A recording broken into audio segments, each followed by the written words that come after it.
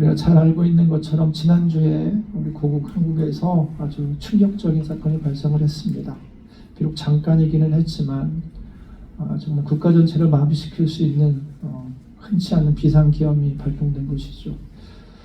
너무나 충격적이었던 사건이었는데 그 가운데 더 충격적인 것이 실탄을 가득 채우고 있던 탄창을 가지고 있었던 무장한 최정예 특수부대원들이 대한민국 국민과 대치를 하게 되었다는 것, 그리고 그들의 총구가 다른 것이 아니라 민간인들, 무장하지 않은 민간인들, 그리고 자기 국민들 향해서 총구가 겨누어졌다는 것, 참 충격적이었습니다.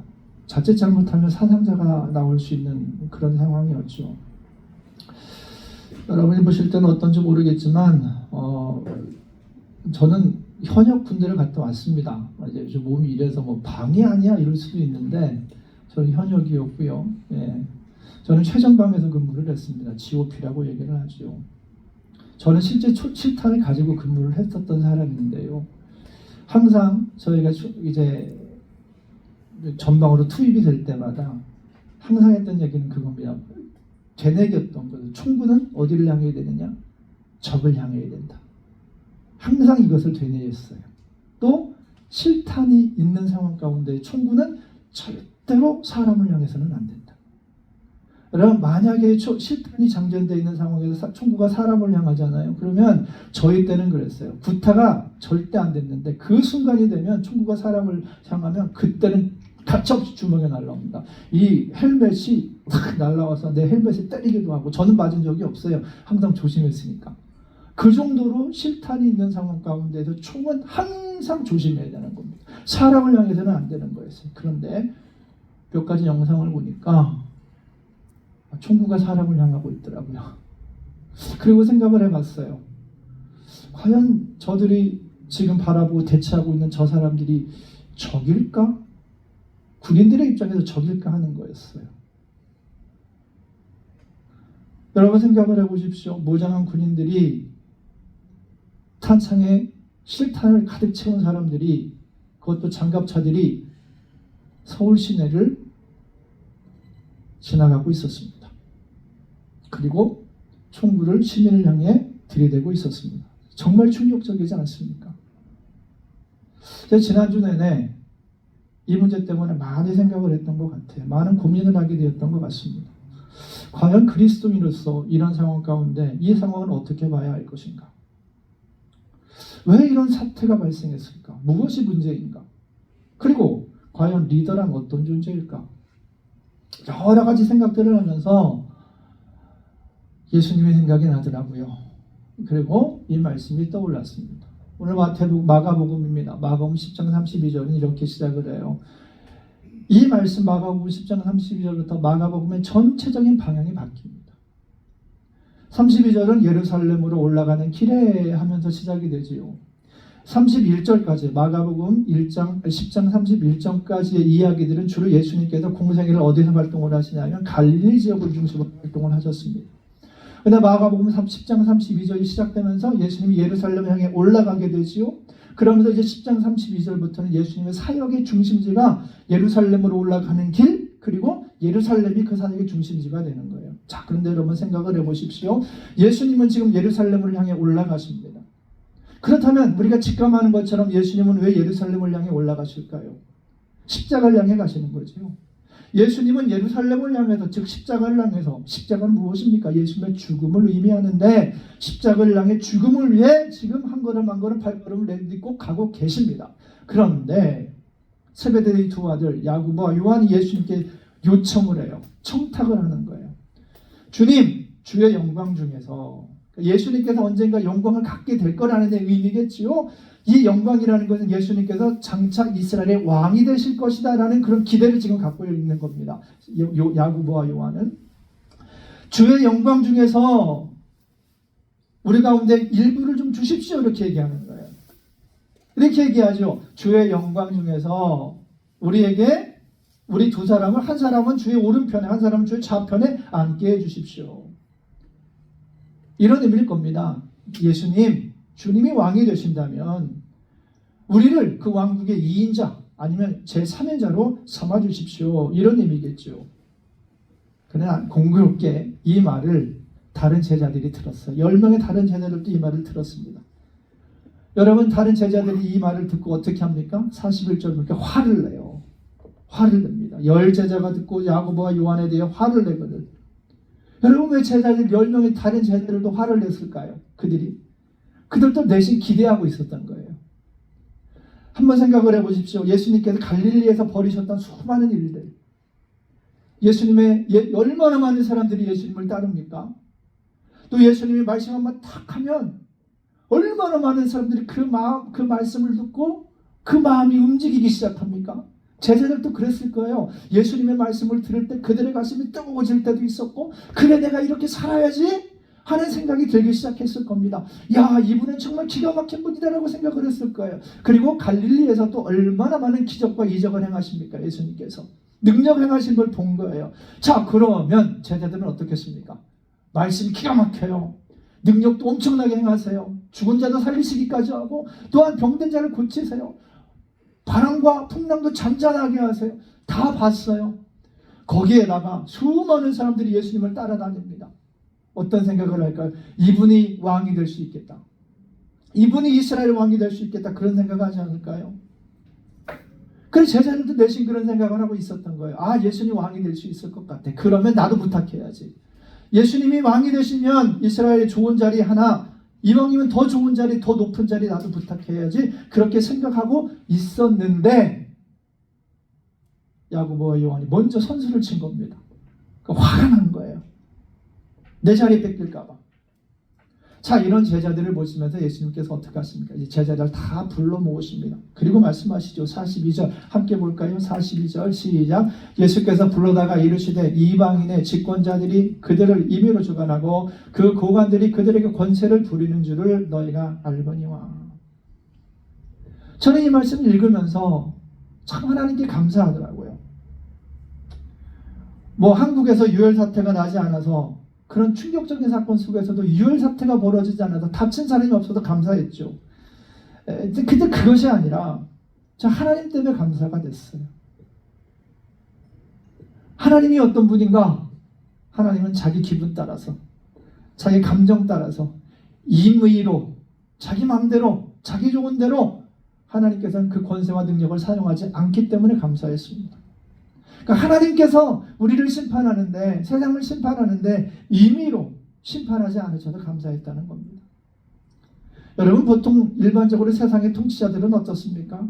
이방의 집권자들은 뭐라고 말씀하십니까? 임의로 사람을 주관한다고 말씀하시죠. 여러분, 이 시대는 그 정도는 아니지만, 과거의 왕 같지는 않지만, 그럼에도 불구하고 보통 우리가 살아가는 이 시대 속에서도 일반적으로 힘이 있는 사람들, 자기가 힘이 있다고 생각하는 사람들은 이렇게 아무리 봐도 힘이 없어 보이고 약해 보이는 사람들을 어떻게 합니까? 홀대하지요. 막대하는 경향이 있어요.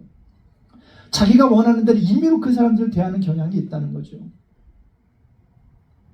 여러분, 힘 있는 리더들이요, 힘을 갖고 있는 사람들이 자기 마음대로, 자기 기분대로 그 힘을, 권세를 사용하기 시작하면 세상은 골치 아파질 겁니다.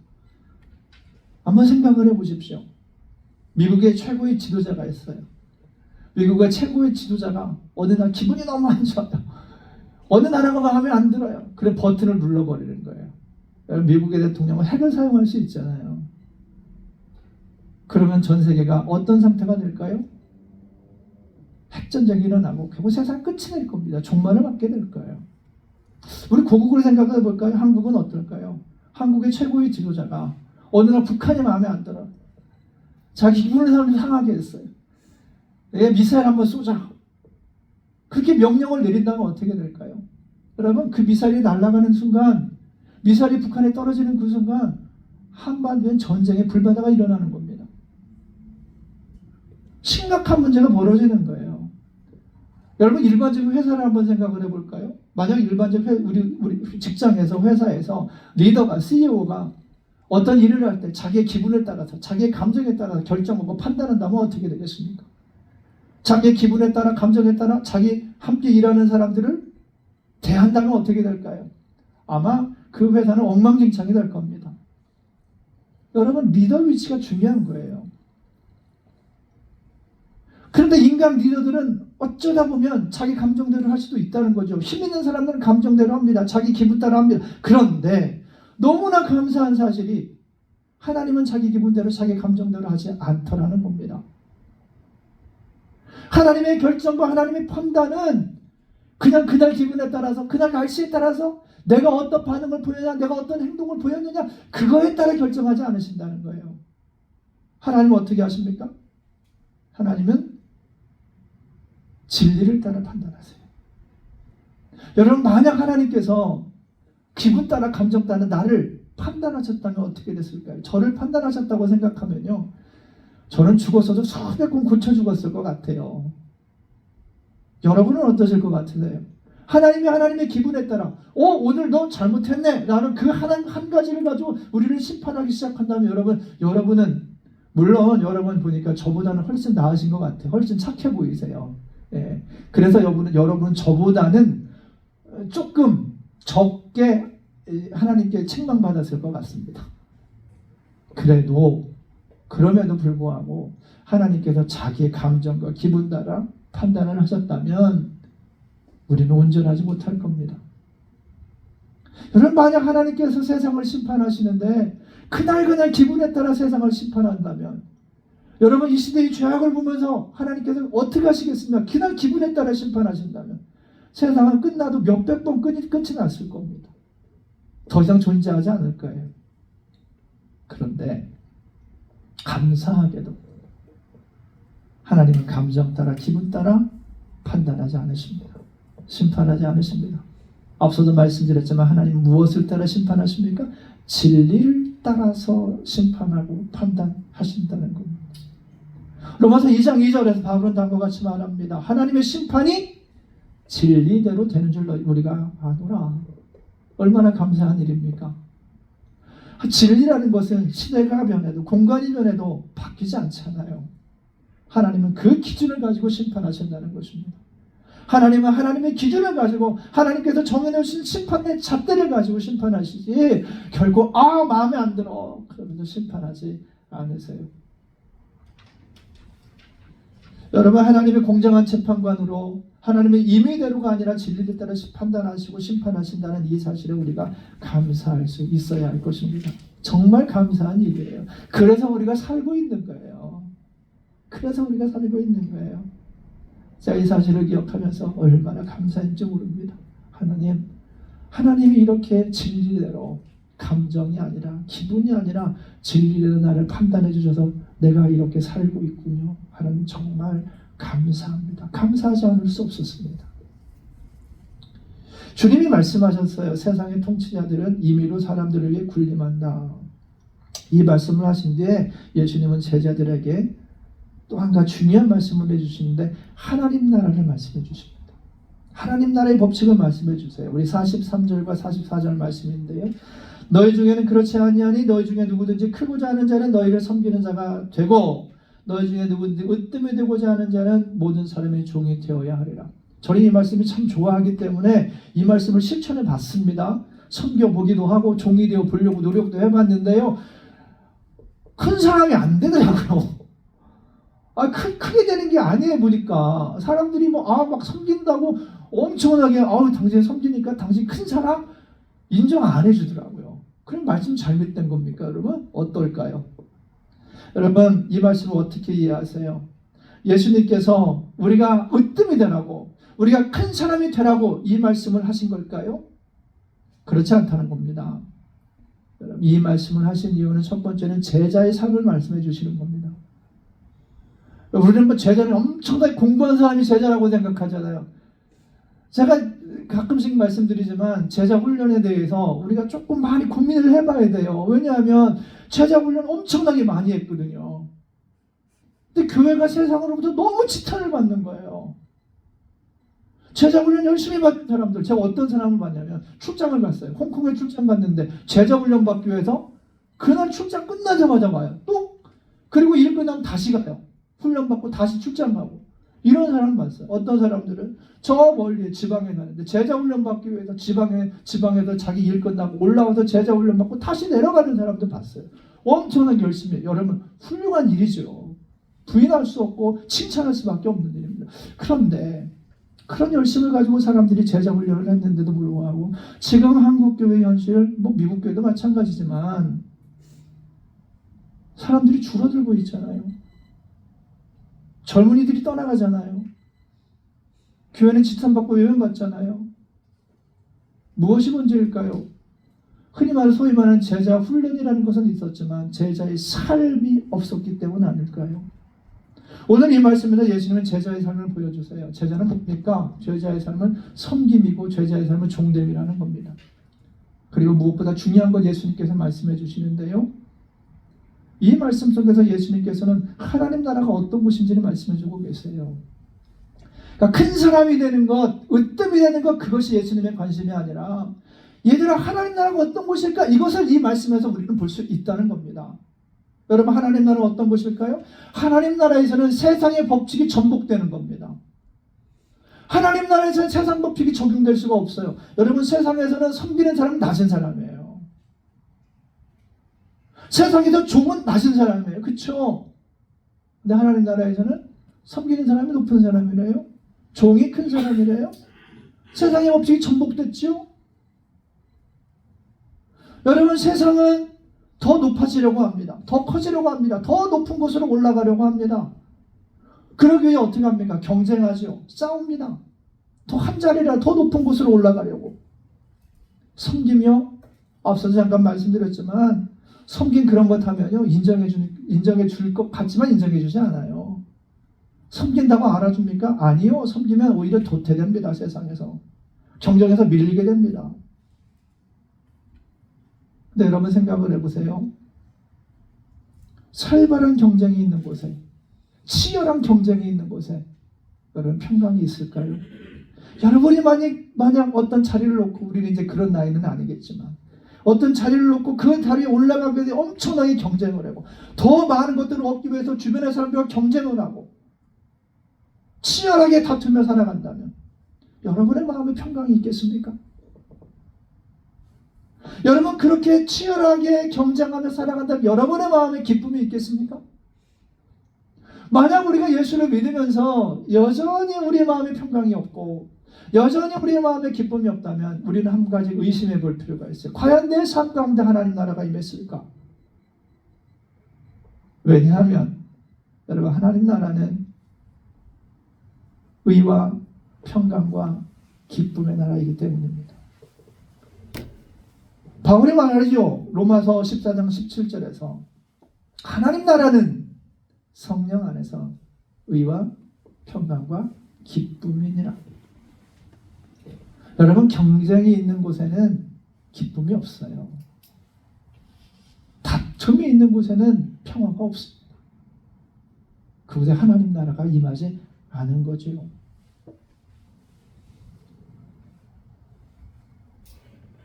여러분 그러면 왜 하나님 나라는 기쁨이 있고 평강이 있을까요?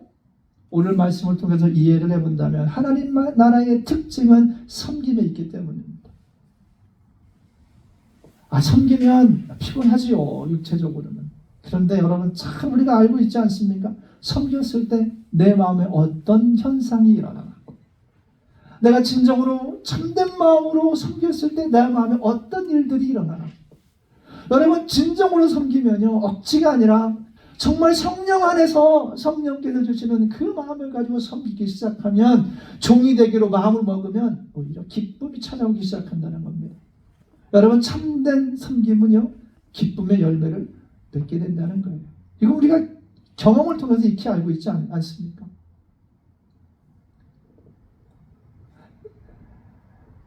나는 내가 섬기는 분들에게 하나님의 기쁨이 더욱더 풍성할 수 있기를 축복합니다. 여러분 주님을 보세요.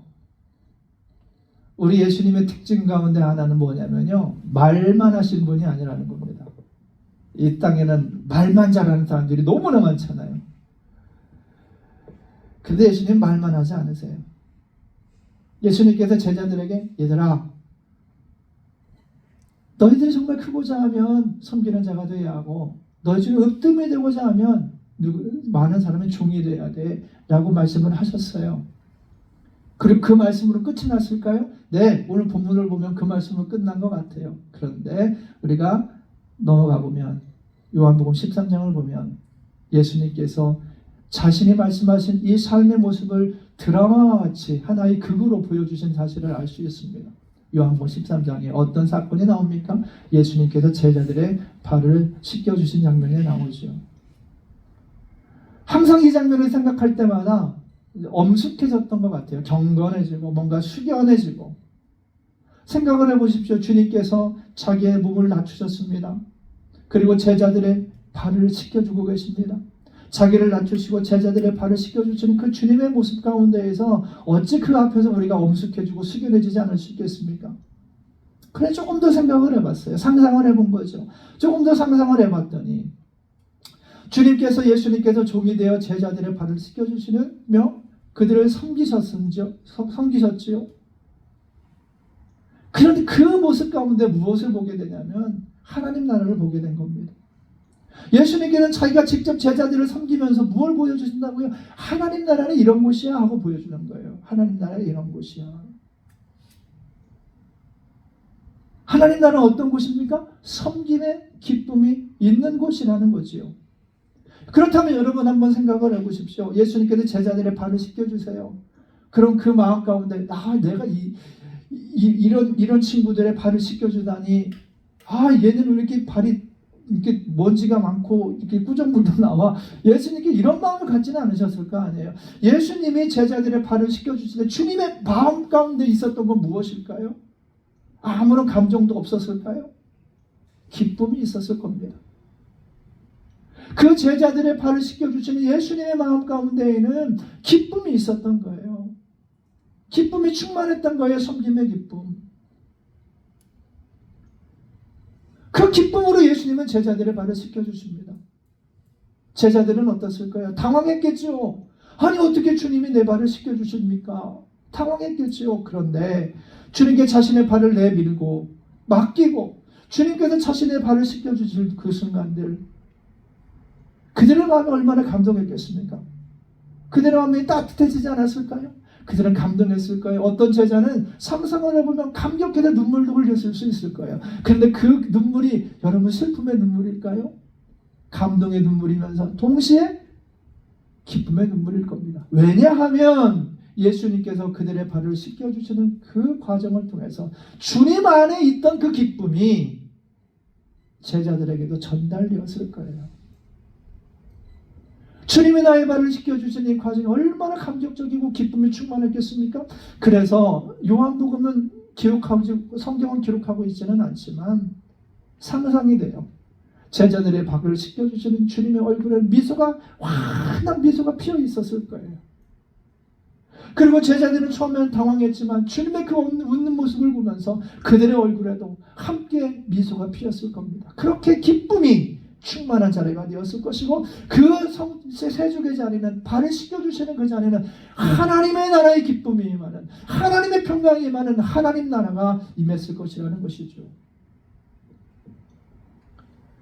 여러분 섬기는 곳에 하나님 나라 임합니다. 섬기는 곳에 기쁨이 있기 때문입니다. 섬기는 사람의 마음에 하나님의 기쁨이 임하기 때문입니다. 사랑하는 여러분, 세상의 주관자들은요, 세상에서 힘 있는 사람들은요, 다 섬김을 받으려고 합니다. 다 높아지려고 합니다. 그러나 하나님의 나라는 섬김이 있는 곳에 임합니다. 섬기는 사람의 마음에 하나님의 나라가 찾아옵니다. 여러분 하나님의 나라를 살고 싶으십니까? 그렇다면 힘 있는 사람 되고 싶지만 세상에서 힘쓰는 사람이 아니라 섬기는 사람이 되어야 한다는 것이죠. 거듭 말씀드리지만 섬김이 있는 그곳에 하나님의 나라가, 하나님의 기쁨이, 하나님의 평강이 임하기 때문입니다. 섬김과 종됨에 대해서 말씀하시는 예수님, 하나님 나라를 보여주신 예수님은 제자들에게 이제 자기가 이 땅에 오신 이유를 말씀해 주세요. 45절인데요. 같이 읽어볼까요? 45절 함께 있습니다. 시작. 인자가 온 것은 섬김을 받으려 함이 아니라 도리어 섬기려 하고 자기 목숨을 많은 사람의 대속물로 주려 함이니라. 아멘. 여러분, 예수님께서 이 땅에 왜 오셨을까요? 섬기기 위해서. 섬기기 위해서. 예수님께서 이 땅에 왜 오셨을까요? 자기 목숨을 대속물로 주기 위해서 예수님은 오셨습니다. 주님이 이 땅에 오신 이유는, 주님은 자신이 이 땅에 오신 이유를 섬김과 대속이라고 분명하게 말씀하시죠. 이 말씀을 보면서 다시 한번 주님께 감사하게 되었습니다. 여러분, 세상의 권력자들은 어떻습니까? 자신을 위해서, 세상의 권력자들은요, 세상에 힘 있는 사람들은, 대부분 리더들도 자신을 위해서 다른 사람들을 희생시킵니다. 타인을 희생제물로 삼죠. 타인을 희생양 삼아요. 그러니까 내가 살기 위해서 다른 사람을 희생시킨다는 거죠. 역사를 보면 심한 경우는요, 어떤 사람들은 전쟁까지 일으켜요. 내가 살기 위해서. 아내 문제가 있으니까 이 아내 문제를 해결하기 위해서 밖으로 전쟁을 일으키는 겁니다. 그런데 여러분, 그 전쟁 때문에 피해보는 사람은 누굴까요? 힘이 없는 사람들이에요. 약한 사람들이에요. 세르비아의 속담에 이런 말이 있다고 합니다. 들어보신 분도 계실 겁니다. 세르비아의 속담인데요, 정치인은 전쟁을 시작하고 부자는 돈을 대며 무기를 팔아먹고 가난한 사람은 자녀를 제공한다. 전쟁이 끝나면 정치인은 미소 지으며 악수를 하고 부자는 생활 필수품 가격을 올려 돈을 벌고 가난한 사람들은 자녀의 무덤에 찾아가 통곡한다.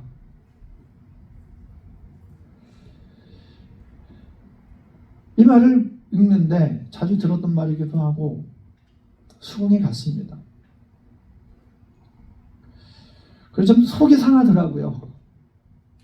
가난한 사람들은 결국 자녀를 제공하고 그 자녀들의 죽음 앞에서 통곡할 수밖에 없는 것이 전쟁이로구나. 그래서 전쟁이라면 안 되겠다, 이 생각을 참 많이 했던 말이기도 합니다. 여러분, 세상의 구조, 세상의 지도자들의 뇌의식은 가난한 사람들, 약한 사람들을 희생시켜서 자기의 유익과 이익을 얻는 것입니다. 그런 것도 가득 차 있지 않을까요? 그런 모습들을 너무나 자주 봤어요. 정치인들이 얼마나 많은 뻔질하게 얘기를 잘합니까? 근데 그들이 정말 가난한 사람들을 위해서, 국민들을 위해서 희생을 합니까? 그런데 우리 주님을 보시면 어때요? 달라요. 너무나 감사한 거예요. 주님은 자기가 희생을 하세요. 자기가 희생을 당하시면 나를 살리세요. 여러분, 누구보다도 강하고 누구보다 힘있고 누구보다 능력이 있는 분이 우리 주님이시잖아요. 하나님이시잖아요. 하나님과 나를 생각해보면 당연히 내가 제물이 되어야 되죠. 내가 희생을 해야 되는데 예수님은 그렇게 안 하신다는 거예요. 내가 희생할게. 얘야, 내가 대속물 될게. 그리고 너를 살려줄게. 주님은 그렇게 말씀하시는 겁니다. 얼마나 감사합니까? 하나님께서 자신의 대속물이 되어주시고 나를 살려주시는 것이죠. 하나님께서 여러분 나 대신 욕먹고 나 대신 매맞고 하나님이 나 대신 비난 다 받으시고 그리고 하나님이 나 대신 죽으시는 거예요. 그리고 이렇게 말씀하세요. 뭐라고요? 내가 이것을 위해 왔어. 내가 너 대신 매맞기 위해 왔고 내가 너 대신 비난받기 위해 왔고 내가 너 대신 죽기 위해 왔어라고 주님 말씀하시는 겁니다. 지난 한 주를 지나면서 원하지 않았지만 많은 것들을 보게 됐어요. 그리고 자기 살겠다고 변명하는 사람들의 모습을 보면서 저는 우리 주님께 너무나 감사하게 됐습니다. 주님의 변명 한번 하신 적 있습니까? 나 하나 살리시겠다고, 우리 살리시겠다고 여러분 주님이 변명하셨습니까? 저 십자가는 내가 져야 될 십자가가 아니라 네가 져야 될 십자가라고 우리에게 말씀하신 적이 있습니까? 주님은 전혀 그러지 않으셨지요. 그 십자가는 내가 질 거야. 너가 죽으면 내가 대신 죽을 거야 라고 주님 말씀하시죠. 얼마나 고맙고 감사합니까? 자신이 희생됨을 내어주시고 자신이 대속됨을 내어주셨는데 우리 대신, 나 대신 희생당하신 주님을 생각하면서 또 지난주에 있었던 충격적인 사건들을 떠올리면서 전에 읽었던 글 하나가 생각이 났습니다. 존 스토트의 그리스도의 십자가라는 책에 나오는 담겨있는 기나긴 침묵이라는 그런 연극을 존 스토트가 그 그리스도의 십자가라는 그 책에다가 딱 담아놨는데 그 내용은 다음과 같습니다. 제가 그 내용을 좀 읽어드리겠습니다. 세상의 마지막 날 수십억의 사람들이 하나님의 보좌 앞에 있는 거대한 평원에 뿔뿔이 흩어져 있습니다. 대부분의 사람들은 그들 앞에 비추는 눈부신 빛으로부터 몸을 움츠렸습니다. 하지만 그 맨 앞부분에 가까이 있는 몇몇 집단의 사람들을 격하게 이야기합니다. 수치심에 움츠러든 것이 아니라 아주 호전적인 태도로 하나님을 향해서 원망하며 그들은 자기들끼리 이렇게 이야기합니다. 하나님이 우리를 심판할 자격이 있어? 하나님이 고난에 대해서 어떻게 안단 말이야? 자기들끼리 하는 얘기예요. 피가 거무스름한 건방진 젊은 여자가 눈에 불을 켰습니다. 그녀는 나치의 강제 수용소에서 문신으로 새겨진 번호를 보여주기 위해 옷소매를 잡아 뜯었습니다. 이렇게 말합니다. 우리는 유대인들이죠. 공포, 구타, 고문, 죽음을 참고 견뎠어. 다른 한 집단에 있던 하늘긴 소년이 옷깃을 내렸습니다. 그리고 이렇게 말했어요. 이건 어때요? 그 소년은 그 흉한 실 모양의 화상 자국을 보여주면서 이렇게 말합니다. 난 린치를 당했습니다. 아무 죄도 없이 다만 흑인이라는 이유로 이런 일을 당했습니다. 또 다른 무리에 있는 우울한 눈빛을 한 임신한 여학생이 있었습니다. 여학생은 말합니다. 왜 내가 고통을 받아야 해요? 그건 내 잘못이 아니에요. 그녀는 투덜거리며 중얼거렸습니다. 평원 건너편 저 멀리에 그런 집단이 수도 없이 많이 있었습니다. 각각의 집단의 사람들은 하나님께 그분이 이 세상에 허용한 악과 고난에 대해 불평했습니다. 하나님은 말이야 달콤함과 빛 가운데 있으면서 눈물이나 두려움도 없고 배고픔도 증오도 없는 그 하늘에 사시니까 얼마나 행운이야. 도대체 하나님은 이 세상에서 인간들이 견뎌내야만 하는 모든 것에 대해 알고나 있기는 한 거야? 하나님은 모를 거야. 하나님은 상당히 보호된 안전한 삶을 살고 있으니까 그들은 그렇게 불평하며 말합니다. 그들은 이렇게 결의합니다. 이 집단들은 각각 그들의 지도자들을 파견했는데 그 각각의 집단에서 온 사람들은 어떤 사람이냐면 가장 많은 고난을 받은 사람들입니다. 그들은 유대인 1명, 흑인 1명, 히로시마에서 온 사람, 지독하게 불구가 된 관절염 환자, 탈리도마이드로 인한 기형아. 이 탈리도마이드가 수면제, 임산부에게 투여했던 수면제 같은 거였는데요. 이것 때문에 기형아들이 많이 태어났다고 합니다. 어쨌든 이런 사람들이 대표로 모인 거예요. 모여서 평안 한가운데에서 그들은 서로의 의견을 주고받습니다. 서로의 불평을 이야기합니다. 마침내 그들은 자신들의 의견을 모아서 하나님께 제시할 준비를 다 마칩니다. 그리고 그들은 이런 결론을 내리죠. 하나님이 그들의 심판관이 될 수 있다면, 하나님이 우리를 심판할 수 있는 자격을 갖기 위해서는 이러한 조건이 필요하다고. 그들의 결론이 이거였어요. 하나님이 안전하고 편안한 하늘에만 계시지 말고 이 세상에 한 인간으로 살아가야만 한다라고 선고를 내려야 한다는 것이었습니다. 그리고 그들이 실제 하나님을 향해서 하나님 이렇게 하십시오라고 선고를 해요. 한 인간이 되어서 이 땅을 살아가십시오. 그런데 한 인간이 되어 이 땅을 살아가시는데 이러한 조건을 가지고 당신은 살아야 합니다. 그 조건들이 이래요. 유대인으로 태어나게 하자. 하나님의 출생이 합법성을 의심받게 하자. 그에게 굉장히 어려운 일을 주어서 그가 그 일을 하려 할 때 가족조차 그를 미쳤다고 생각하게 하자. 그가 가장 친한 친구에게 배신을 당하도록 하자. 그가 잘못된 비난을 받고 편견에 찬 배심원들에게 재판을 받고 비겁한 재판장에게 억울한 송구를 받게 하자. 그가 고난을 당하게 하자. 이유 없이 매맞고 고문을 당하게 하자. 마지막에 혼자라는 것이 무엇을 뜻하는지 그가 무섭게 맛보도록 하자. 그 다음에 그를 죽게 하자. 그가 죽었다는 사실에 대해 도무지 의문의 여지가 있을 수 없게 하자. 그것을 입증해 줄 많은 무리의 목격자들이 있게 하자. 그들이 그렇게 결의를 합니다. 하나님이 이 땅에 와서 살아야 되는데 이런 조건을 가지고 살라고. 세상에 많은 고난을 당한 모든 사람들의 고난을 다 하나님이 짊어지고 다 하나님이 맛보라고. 그들 한 사람씩 그 지도자들은 자기들이 내린 결론, 그 판결들을 발표하기 시작합니다.